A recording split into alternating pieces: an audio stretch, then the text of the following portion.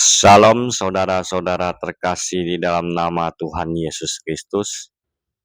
Nah, pada malam hari ini saya mau melanjut membacakan Kejadian 18 ayat 1 sampai 15.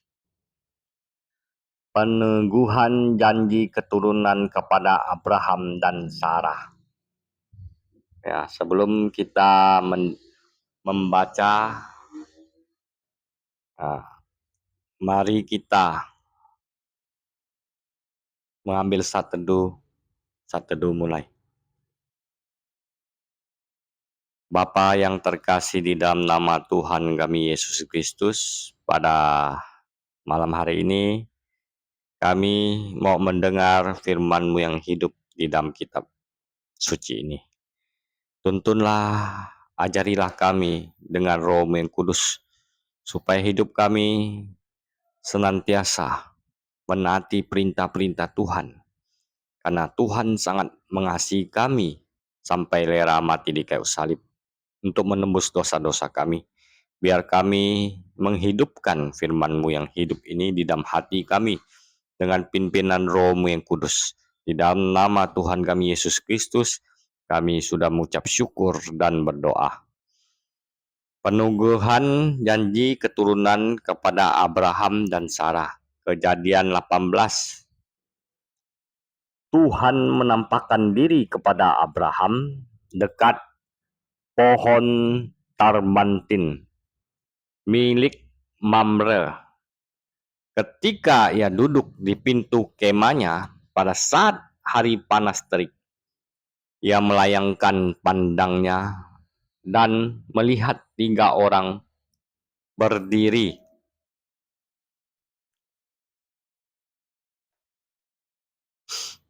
Melihat 3 orang berdiri tidak jauh darinya.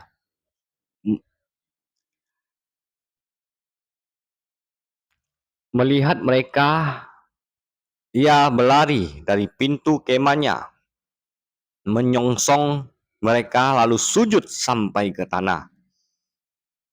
Abraham berkata, "Tuanku, jika aku mendapat kemurahan hati Tuanku, janganlah kiranya berlalu dari hamba-Mu ini.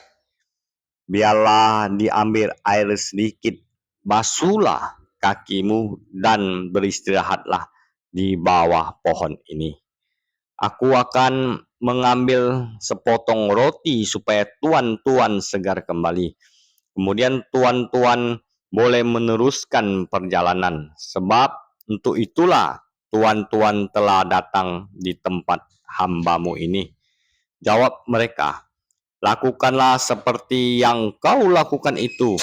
Abraham segera pergi ke kemah menemui Sarah. Katanya, "Cepatlah ambil 3 sukat tepung yang terbaik, buatlah adonan, lalu buatlah roti bundar."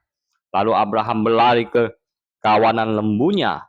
Ia mengambil seekor anak lembu yang empuk dan baik dan memberikannya kepada seorang hambanya. Lalu orang ini segera mengolahnya. Kemudian ia mengambil dadi dan susu serta anak lembu yang telah diolah itu, lalu menghidangkannya di hadapan orang-orang itu. Ia berdiri di dekat mereka di bawah pohon itu sementara mereka makan.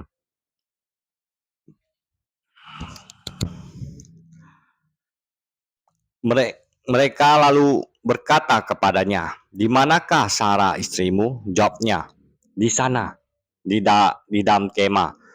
Firman-Nya, "Sesungguhnya aku akan kembali menemui engkau tahun depan. Pada waktu itulah Sarah istrimu akan mempunyai seorang anak laki-laki." Sarah mendengar dari balik pintu kemah yang ada di belakangnya. Abraham dan Sarah telah tua dan lanjut umurnya. Sarah tidak lagi mendapat haid. Tertawalah Sarah dalam hatinya. Katanya, "Aku sudah renta, akan berakhirkah berakhirkah aku? Tuanku juga sudah tua. Lalu berfirmanlah Tuhan kepada Abraham, mengapa Sarah tertawa dan berkata, sungguhkah aku akan melahirkan anak? Padahal aku sudah tua. Adakah sesuatu yang mustahil bagi Tuhan? Pada waktu yang telah ditetapkan itu, tahun depan, aku akan kembali menemui engkau. Pada waktu itulah Sarah mempunyai seorang anak laki-laki, tetapi Sarah menyangkal kuat. Aku tidak tertawa, sebab ia takut. Namun Tuhan berfirman, tidak, engkau memang tertawa tadi. Ya, ini Kejadian 18 ayat 1 sampai 15. Ya, kalau kita melihat membacanya ya. Lalu ayat yang 13. Lalu berfirmanlah Tuhan kepada Abraham, mengapa Sarah tertawa dan berkata, sungguhkah aku akan melahirkan anak, padahal aku sudah tua? Adakah sesuatu yang mustahil bagi Tuhan?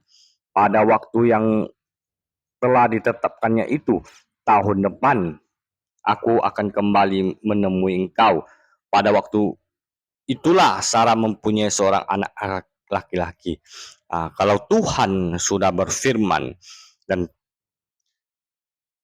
tidak ada yang mustahil, biarpun kita hendak berada di depannya, berada dimanapun, dia tahu pikiran kita dan dia tahu isi hati kita. Inilah Tuhan Allah yang sungguh-sungguh berfirman, semuanya jadi, dan tidak ada yang mustahil bagi Tuhan. Bagi Tuhan tidak ada yang dia tidak tahu dalam isi hati manusia. Inilah keperkasaan Tuhan, kemuliaan Tuhan, keagungan Tuhan yang berfirman semuanya jadi.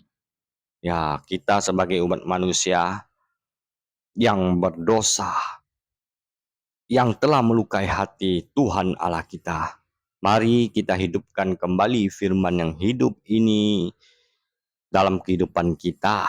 Kita taat, bertobat, sujud dengan hati yang benar, perbuatan benar, pikiran benar, untuk memuliakan Tuhan Allah yang perkasa dan maha tinggi, yang berfirman semuanya jadi. Sekiranya sampai di sini dulu, Tuhan Yesus memberkati kita. Amin.